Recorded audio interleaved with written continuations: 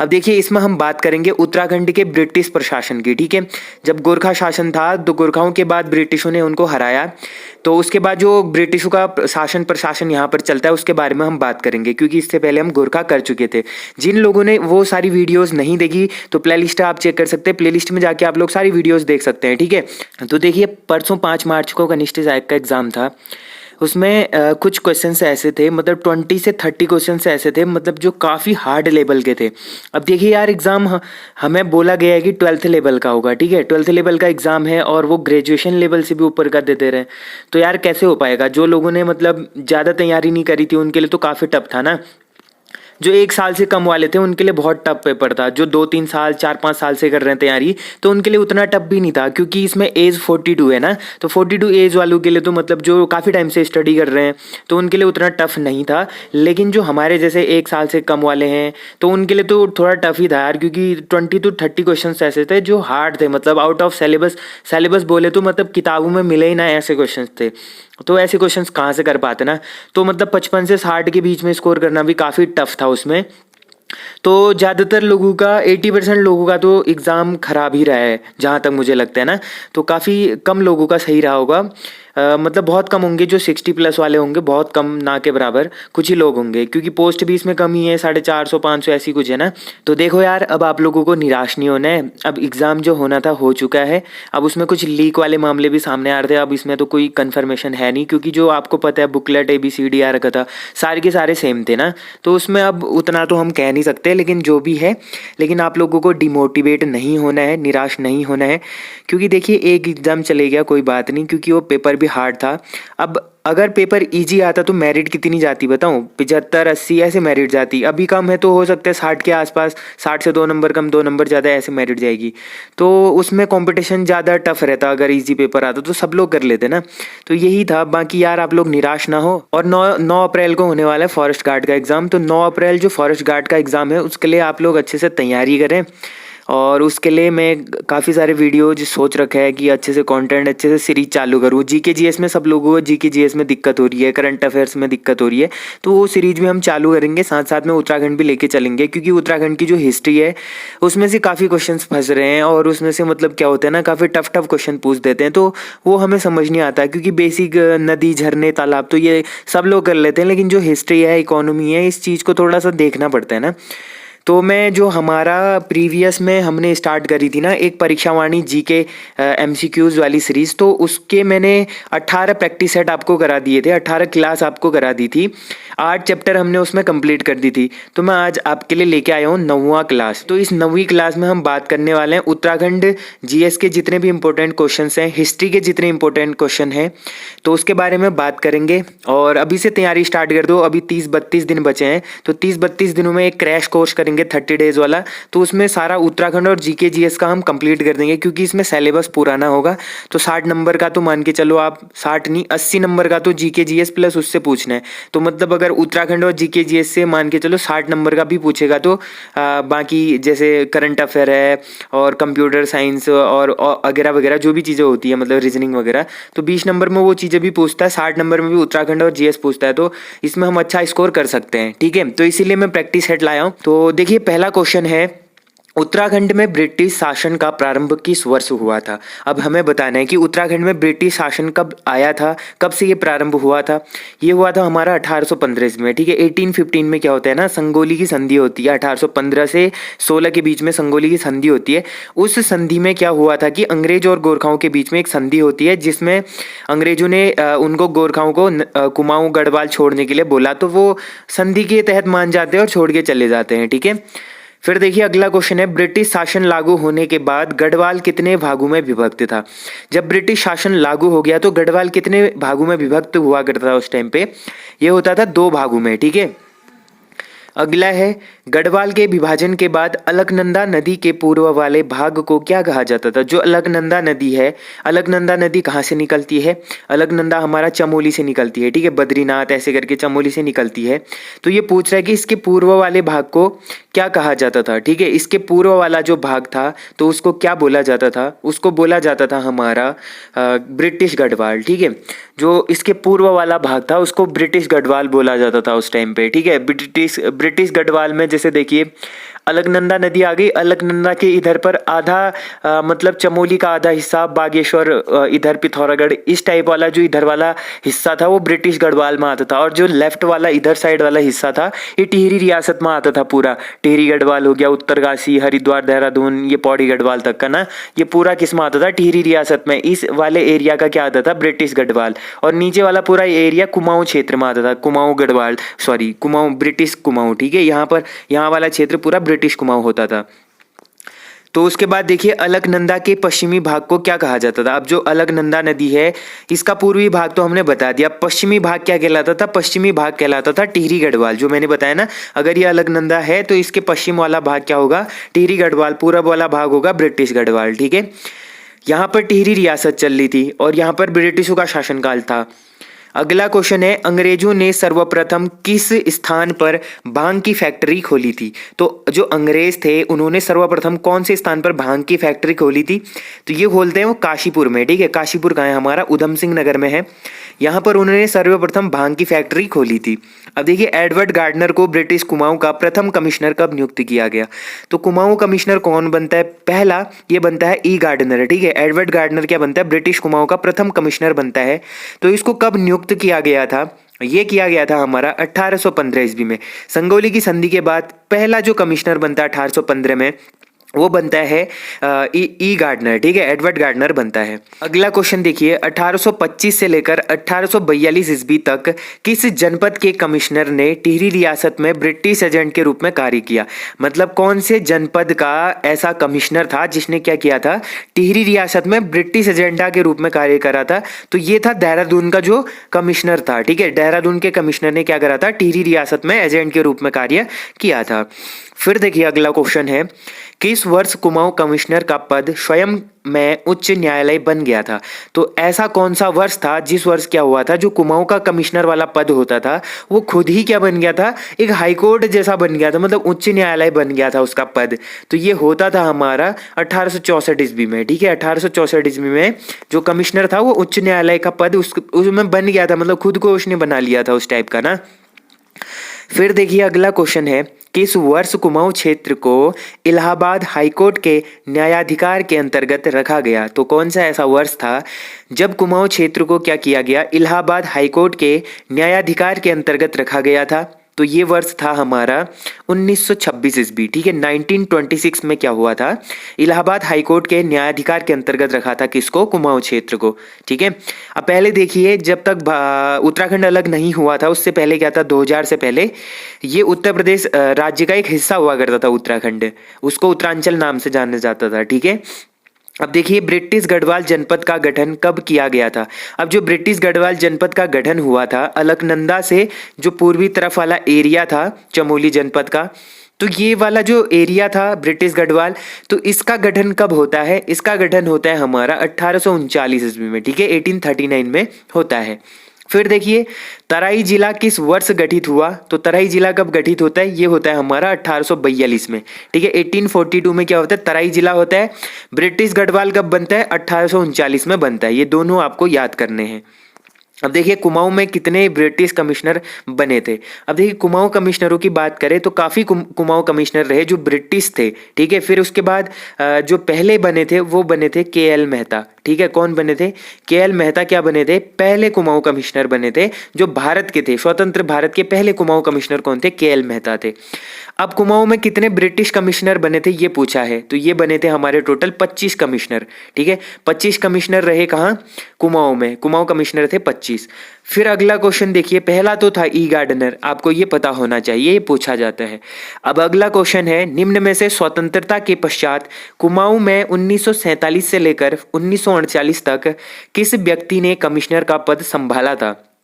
तो स्वतंत्र जब भारत हो चुका था तो उसके बाद कुमाऊं में 1947 से लेकर 1948 तक कौन सा ऐसा व्यक्ति था जिसने क्या करा था? कमिश्नर का पद संभाला था। तो ये जो पद संभालते हैं ये थे के.एल. मेहता। जो मैंने बात करी ना, कुमाऊं का पहला कमिश्नर कौन बनता है? के.एल. मेहता बनता है, ठीक है। फिर देखिए निम्न में से के.एल. मेहता कौन थे? तो जो के.एल. मेहता थे ये कौन थे? ये थे हमारे भारतीय कमिश्नर, ठीक है। पहले भारतीय कमिश्नर थे स्वतंत्रता के पश्चात। अब देखिए ब्रिटिश कुमाऊं कमिश्नर के रूप में 1943 से 1947 तक किसका कार्यकाल रहा। तो जो ये कार्यकाल रहता है ये किसका रहता है, ये रहता है डब्ल्यू फिनले, और ये क्या थे, अंतिम कमिश्नर थे। ठीक है, 1947 तक ये रहे थे अंतिम कमिश्नर। इसके बाद के एल मेहता बन जाते हैं। ठीक है, फिर अगला क्वेश्चन है, असहयोग आंदोलन के समय कुमाऊं कमिश्नर कौन था। अब देखिए असहयोग आंदोलन कब होता है, 1920 में होता है। ठीक है, 1920 ईस्वी में असहयोग आंदोलन होता है। तो इस टाइम पे कुमाऊं का जो कमिश्नर कौन था, कुमाऊं का कमिश्नर हुआ करता था पी विडम। ठीक है, पी विंडम क्या होता था, कुमाऊं का कमिश्नर होता था। अब देखिए कमिश्नर पी विंडम का कार्यकाल था, तो इसका कार्यकाल क्या रहा था उस टाइम पे, जो इनका कार्यकाल रहा था ये था 1914 से लेकर 1921। ठीक है, 1940 से 1921 तक क्या रहता है, पी विंडम क्या रहता है, कुमाऊं कमिश्नर रहता है। अब देखिए कुछ कुछ कमिश्नर है जिनको आपको याद करना है, जैसे असहयोग आंदोलन के दौरान कौन था, पहला कमिश्नर कौन था, पहला कमिश्नर मतलब कौन बना था, पहला कमिश्नर कौन था जिसके टाइम पे भू राजस्व नीति या फिर भूमि बंदोबस्त हुए, या फिर पहला कमिश्नर कौन था, इस तरीके से क्वेश्चन आते हैं। या फिर स्वतंत्रता के टाइम पे कमिश्नर कौन था। तो ऐसे कमिश्नर जो थे मेन टाइम पे जो रहे थे उनको आपको याद करना है। अब अगला क्वेश्चन है, भारत छोड़ो आंदोलन के समय कुमाऊं कमिश्नर कौन था। अब देखिए भारत छोड़ो आंदोलन कब होता है, 1942 में होता है। ठीक है, भारत छोड़ो आंदोलन के टाइम पे कौन बना था, ये उस टाइम पे होता था हमारा जेसी एक्टन। ठीक है, जो जेसी एक्टन थे वो भारत छोड़ो आंदोलन के टाइम पे कुमाऊं कमिश्नर थे। अब अगला क्वेश्चन देखिए, स्वदेशी आंदोलन के समय रहे कमिश्नर कैंपवेल का कार्यकाल कब से कब तक था। तो इनका कार्यकाल होता है हमारा 1906 से लेकर 1914 ईस्वी तक।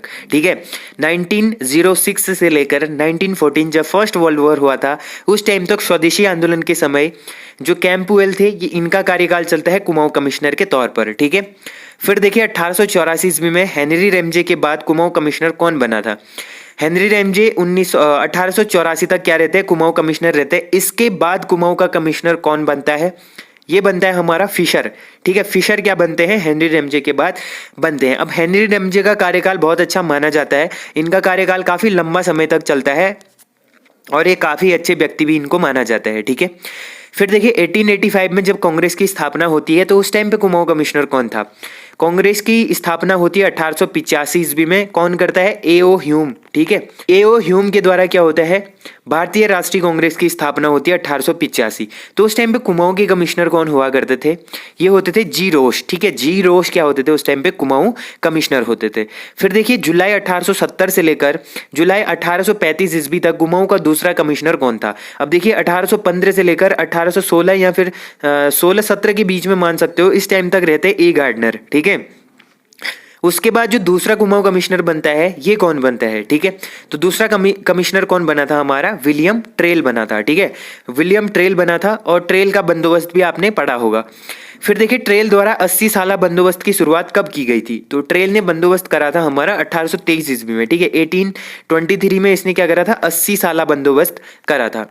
फिर अब अगले क्वेश्चन की ओर देखते हैं। अगला क्वेश्चन है हमारा 1816 ईस्वी से लेकर 1833 ईस्वी तक जो ट्रेल थे इन्होंने कुल कितने भूमि बंदोबस्त कराए थे। तो इन्होंने जो टोटल भूमि बंदोबस्त कराए थे ये 7 भूमि बंदोबस्त इन्होंने कराए थे। ठीक है, फिर देखिए 1829 से लेकर 1830 ईस्वी तक नदियों पर जो लोहे के सस्पेंशन पुल होते थे इनका निर्माण किसने करवाया था।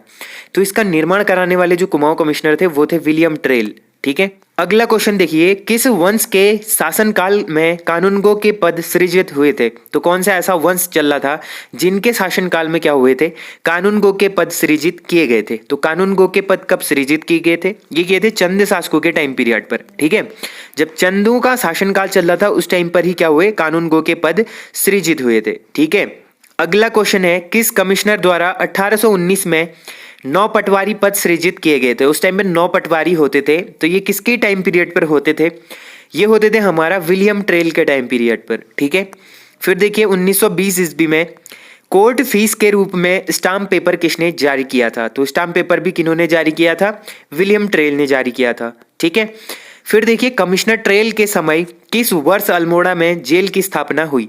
तो अल्मोड़ा जेल की स्थापना कब होती है, ये भी काफी इंपॉर्टेंट क्वेश्चन है। तो ये होती है 1816 ईस्वी में। ठीक है, 1816 में क्या होती है, अल्मोड़ा जेल की स्थापना होती है। उस टाइम पे कुमाऊं कमिश्नर होते थे विलियम ट्रेल। फिर अगला क्वेश्चन है 1824 में सरकारी खजाने में नियंत्रण के लिए किसने डबल लॉक व्यवस्था लागू की थी? तो 1824 में क्या हुआ था, जो सरकारी खजाने होते थे उनके नियंत्रण के लिए डबल लॉक व्यवस्था लागू की गई थी। तो उस टाइम पे किसका कार्यकाल चल रहा था? ये चल रहा था हमारा विलियम ट्रेल का। ठीक है, फिर देखिए ट्रेल ने कुमाऊं को कितने परगनों में विभक्त किया था? अब ये भी काफी इंपॉर्टेंट क्वेश्चन है, ये भी पूछा जाता है। तो इसने टोटल 26 परगनों में क्या किया था? कुमाऊं को विभक्त किया था। फिर अगला क्वेश्चन है 1836 से लेकर 1838 ईस्वी तक कुमाऊं के तीसरे कमिश्नर के रूप में किसने कार्य किया था? अब देखिए तीसरे कमिश्नर कौन बनते हैं कुमाऊं के? ये बनते हैं जॉर्ज गोबान। ठीक है, ये भी काफी इंपॉर्टेंट है। तो गोबान क्या बनते हैं? तीसरे कुमाऊं कमिश्नर बनते हैं, जिनका टाइम पीरियड था 1836 से लेकर 1838। एक छोटा सा कार्यकाल था गोबान का, 2 वर्ष का। ठीक है, फिर देखिए कुमाऊं में 1837 में पहला पुलिस थाना किसके समय खुला था? तो कुमाऊं में पहले पुलिस थाने की स्थापना होती है 1837 ईस्वी में। तो ये किसके टाइम पीरियड पर खुला था? ये खुला था हमारा जॉर्ज गोबान के टाइम पीरियड पर। ठीक है, फिर देखिए निम्नलिखित में से अनुभव विहीन कमिश्नर किसे कहा जाता था? अनुभव विहीन कमिश्नर बोला जाता था जॉर्ज गोबान को। ठीक है, अनुभव विहीन कमिश्नर बोला गया था जॉर्ज गोबान को। फिर देखिए असंगत युग्म का चयन कीजिए। अब इसमें से हमको असंगत युग्म चयन करना है। तो देखिए अल्मोड़ा पुलिस थाना 1847 ईस्वी, पहला ही ऑप्शन क्या है? बिल्कुल गलत है। अल्मोड़ा पुलिस थाना जो बना था 1837 ईस्वी में बना था जॉर्ज गोवान के टाइम पे। रानीखेत पुलिस थाना 1869 बिल्कुल सही है। नैनीताल पुलिस थाना 1843, ये भी ठीक है। ये दोनों ऑप्शन बिल्कुल सही है, पहला ऑप्शन ही क्या है? बिल्कुल गलत है। किसकी अयोग्यता की पुष्टि करने हेतु वरिष्ठ बोर्ड के सदस्य रॉबर्ट मार्टिन्स वर्ड अल्मोड़ा आए थे? तो किसकी अयोग्यता की पुष्टि करने के लिए जो वरिष्ठ बोर्ड के सदस्य थे रॉबर्ट मार्टिन्स वर्ड, तो ये अल्मोड़ा आए थे। किसके टाइम पीरियड पर ये आए थे? तो ये आए थे हमारा जॉर्ज गोबान के टाइम पीरियड पर, क्योंकि इनकी अयोग्यता की पुष्टि करने के लिए आए थे ये। ठीक है, क्योंकि एक अयोग्य शासक थे। ठीक है, अयोग्य शासक होने के कारण ही आए थे। फिर देखिए कुमाऊं के चौथे कमिश्नर के रूप में लुसिंगटन की नियुक्ति कब की गई थी? अब चौथे कमिश्नर के बारे में पूछा जाएगा तो वो थे जॉर्ज लुसिंगटन। ठीक है, जॉर्ज लुसिंगटन क्या थे? चौथे कुमाऊं कमिश्नर थे। अब देखिए इनका जो शासनकाल चला था वो कब तक चला था और ये किस टाइम पे कुमाऊं कमिश्नर बने थे? तो इनका जो कार्यकाल है 1838 ईस्वी, मतलब 30 नवंबर 1838 ईस्वी में क्या होता है? ये कुमाऊं के कमिश्नर बनते हैं। ठीक है, तो अगला क्वेश्चन है नैनीताल नगर पालिका गठन हेतु एक्ट कब पारित हुआ था? तो नैनीताल में नगर पालिका के गठन के लिए कब एक्ट पारित किया गया था? तो ये किया जाता है हमारा 1842 ईस्वी में। ठीक है, 1842 में जो नैनीताल नगर पालिका है इसके गठन के लिए एक एक्ट पारित हुआ था। फिर देखिए किस कमिश्नर के संबंध में कवि गुमानी पंत ने कुछ छंद लिखे हैं? तो कवि गुमानी पंत जो हैं इन्होंने किस कमिश्नर के संबंध में कुछ छंद लिखे हैं? तो ये लिखे हैं इन्होंने लुसिंगटन के संबंध में। ठीक है, फिर अगला क्वेश्चन है लुसिंगटन ने बागेश्वर के गोमती नदी पर पुल का निर्माण कब कराया था? तो जो लुसिंगटन थे इन्होंने क्या करा था? बागेश्वर के गोमती नदी पर पुल का निर्माण कराया था। तो ये किस टाइम पीरियड पर कराया था? 1839 में। ठीक है, 1848 में इन्होंने बागेश्वर के जो गोमती नदी है इस पर एक पुल का निर्माण कराया था। फिर देखिए अल्मोड़ा में डिस्पेंसरी कमेटी कब गठित की गई थी? जो अल्मोड़ा में एक डिस्पेंसरी कमेटी का गठन हुआ था तो ये किस टाइम पर होता है? ये होता है 1839 में। ठीक है, 1848 में अल्मोड़ा में डिस्पेंसरी कमेटी का गठन होता है। फिर देखिए सन 1845 में खैराना नैनीताल मार्ग पर किसने कार्य प्रारंभ किया था? जो खैरना है, खैरना जो नैनीताल मार्ग है इस पर 1845 ईस्वी पर किस व्यक्ति ने कार्य करा था? किस कुमाऊं कमिश्नर ने कार्य करा था? ये करा था जॉर्ज लुसिंगटन ने। ठीक है, फिर देखिए थॉमस लुसिंगटन की मृत्यु कब हुई थी? जो जॉर्ज थॉमस लुसिंगटन थे इनकी मृत्यु कब होती है? ये होती है 1839 ईस्वी में, 1848 में हो जाती है। अब कुछ और क्वेश्चंस बचे हैं, जैसे देखिए निम्न में से खसरा सर्वेक्षण विशेषता वाले 20 साला बंदोबस्त किसने कराया था? ठीक है, तो 20 साला बंदोबस्त किसने कराया था? ये कराया था हमारा बैटन ने। ठीक है, जो बैटन थे बैटन ने कराया था खसरा सर्वेक्षण विशेषता वाला 20 साला बंदोबस्त। ठीक है, अगला है कुमाऊं कमिश्नर के रूप में बेटन का कार्यकाल कब से कब तक रहा। तो कुमाऊं कमिश्नर के रूप में जो बेटन थे, बेटन कब से कब तक रहे थे, तो ये रहते हैं हमारा 1839 से लेकर 1856, जब लुशिंगटन की मृत्यु होती है 1848 में। उसके बाद आते हैं बेटन, तो बेटन 1838 से लेकर 56 तक, 8 सालों तक ये क्या रहते हैं, कुमाऊं कमिश्नर रहते हैं। फिर देखिए किस कमिश्नर को कुमाऊं में रामजी साहब कहा जाता था। तो रामजी साहब बोला जाता था हेनरी रैमजे को। ठीक है, हेनरी रैमजे को रामजी साहब बोला जाता था। अब कुछ और इंपॉर्टेंट क्वेश्चंस हैं, देखिए इनको भी। विवेकानंद पर्वतीय कृषि अनुसंधान संस्थान किस जनपद में स्थित है। तो विवेकानंद पर्वतीय कृषि अनुसंधान संस्थान है हमारा अल्मोड़ा में। ठीक है, फिर देखिए अगला क्वेश्चन है, डॉक्टर बोसी सेन द्वारा विवेकानंद पर्वतीय अनुसंधान संस्थान की स्थापना कब की गई थी। तो इसकी स्थापना होती है डॉक्टर बोसी सेन के द्वारा, कब होती है, 1924 ईस्वी में। इसको भी आपने याद रखना है, किसने करी और कब करी। 1924 में करी थी विवेकानंद पर्वतीय अनुसंधान संस्थान की स्थापना, और ये है अल्मोड़ा में स्थित। ठीक है, और डॉक्टर बोसी सेन के द्वारा किया गया था। फिर अगला क्वेश्चन देखिए, ब्रिटिश कुमाऊं में आलू की खेती किस कमिश्नर द्वारा प्रसारित की गई थी। तो कुमाऊं क्षेत्र में आलू की खेती किस कमिश्नर द्वारा प्रसारित की गई थी। तो ये करी गई थी हमारा हेनरी रैमजे के द्वारा। ठीक है, हेनरी रैमजे ने क्या करा था, इसको प्रसारित किया था। अब अगला क्वेश्चन है, चौबटिया राष्ट्रीय उद्यान में हिल फ्रूट रिसर्च स्टेशन की स्थापना कब की गई। जो चौबटिया है ना, चौबटिया में राष्ट्रीय उद्यान में हिल फ्रूट रिसर्च स्टेशन की स्थापना कब की गई थी। तो ये करी जाती है हमारा 1932 ईस्वी में, 1932 में होता है हिल फ्रूट रिसर्च स्टेशन की स्थापना। फिर देखिए भारत में चाय कमेटी का गठन किस वर्ष किया गया था। तो भारत में चाय कमेटी का गठन होता है हमारा 1834 ईस्वी में, 1834 में होता है चाय कमेटी का गठन। फिर देखिए 1824 में सर्वप्रथम चाय की खेती करने का विचार किसने दिया था। तो चाय की खेती करने का विचार किसने दिया था सर्वप्रथम, ये दिया था बिशप हैबर ने। ठीक है, जो बिशप हैबर थे, इन्होंने 1824 ईस्वी में क्या करा था, सर्वप्रथम चाय की खेती करने का विचार दिया था। फिर देखिए अगला क्वेश्चन है, किस वर्ष टिहरी गढ़वाल में चाय की खेती प्रारंभ की गई थी। तो किस वर्ष से चाय की खेती प्रारंभ हुई थी, ये होती है 1835 में। ठीक है, 1835 में क्या होता है, टिहरी गढ़वाल क्षेत्र में क्या होता है, चाय की खेती प्रारंभ होती है। अगला क्वेश्चन है, कुमाऊं में चाय की पहली खेप 1835 में किस स्थान पर लगाई गई थी। तो पहली खेप किस स्थान पर लगाई गई थी, ये लगाई थी इन्होंने लक्ष्मेश्वर, अल्मोड़ा और भीमताल में। ठीक है, लक्ष्मेश्वर, अल्मोड़ा और भीमताल में लगाया था। तो इसका ऑप्शन सी क्या होगा, बिल्कुल राइट आंसर हो जाएगा। फिर देखिए अगला क्वेश्चन है, अल्मोड़ा के लक्ष्मेश्वर में सर्वप्रथम चाय का बगीचा किसने लगाया था। जो अल्मोड़ा में एक लक्ष्मेश्वर जगह है, यहाँ पर चाय का बगीचा किसने लगाया था। तो चाय का बगीचा लगाया था हमारा फॉकनर ने। ठीक है, फॉकनर थे, जो फॉकनर ने सर्वप्रथम अल्मोड़ा के लक्ष्मेश्वर में चाय का बगीचा लगाया था।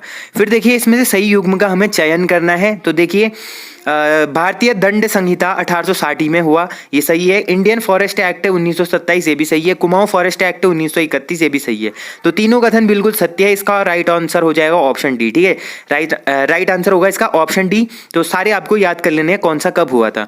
फिर देखिए किस कमिश्नर ने घराटू पर कर लगाया था। घराटू पर टैक्स लगाने वाला कमिश्नर कौन था। तो ये लगाया था हमारा बैकट ने। ठीक है, बैकट या विकेट होना चाहिए, यहाँ पर विकेट ने लगाया था या फिर बैकट ने, जो भी था इसका नाम। ठीक है, तो अगला क्वेश्चन है, ब्रिटिश समय में पुलिस का सबसे बड़ा अधिकारी होता था। तो पुलिस का सबसे बड़ा अधिकारी होता था इंस्पेक्टर जनरल, उसको बोला जाता था। फिर देखिए ब्रिटिश कुमाऊं में पहला मुंसिफ किस वर्ष नियुक्त किया गया था। तो ब्रिटिश कुमाऊं में पहला मुंसिफ जो था, इसको किस वर्ष नियुक्त किया गया था। तो ये नियुक्त किया गया था हमारा 1929 ईस्वी में। ठीक है, 1929 में क्या हुआ था, ब्रिटिश कुमाऊं में पहला मुंसिफ नियुक्त किया गया था। अब अगला क्वेश्चन देखिए, निम्न में से किनके द्वारा 1861 ईस्वी में कुमाऊं के तराई में नहर प्रणाली विकसित की गई थी। तो कौन से ऐसे व्यक्ति थे जिन्होंने क्या करा था 1861 में 1861 ईस्वी में कुमाऊं के तराई वाले जो क्षेत्र थे, यहाँ पर नहर प्रणाली विकसित की थी। तो ये की थी कैप्टन जोन्स ने। ठीक है, कैप्टन जोन्स ने करी थी सर्वप्रथम। तो ये थे गाइस आज के 65 प्लस इंपॉर्टेंट क्वेश्चंस जो हमने ब्रिटिश शासन था, ब्रिटिश शासन प्रशासन से हमने करा। इसका एक और सेट आएगा, एक और क्लास इसकी आएगी जिसमें हम ब्रिटिश प्रशासन को पूरी तरीके से कंप्लीट करेंगे। उसके बाद कोई भी डाउट नहीं होगा, ब्रिटिश से कोई भी क्वेश्चन पूछता है एग्जाम में तो उसको हम अच्छे से कर जाएंगे। ठीक है, तो आगामी एग्जाम फॉरेस्ट गार्ड के लिए आप लोग अच्छे से तैयारी करें। अब प्रीवियस जितने भी पेपर हो चुके हैं उनके बारे में ना सोचें, आगे को बढ़ते रहिए, आगे को तैयारी करते रहिए, आगे वाला एग्जाम अच्छे से देने की सोचें। पिछला एग्जाम जो खराब हुआ है वो लोग टेंशन ना लें। ठीक है, तो मिलते हैं ऐसे इंटरेस्टिंग वीडियो में, तब तक के लिए take care and bye bye.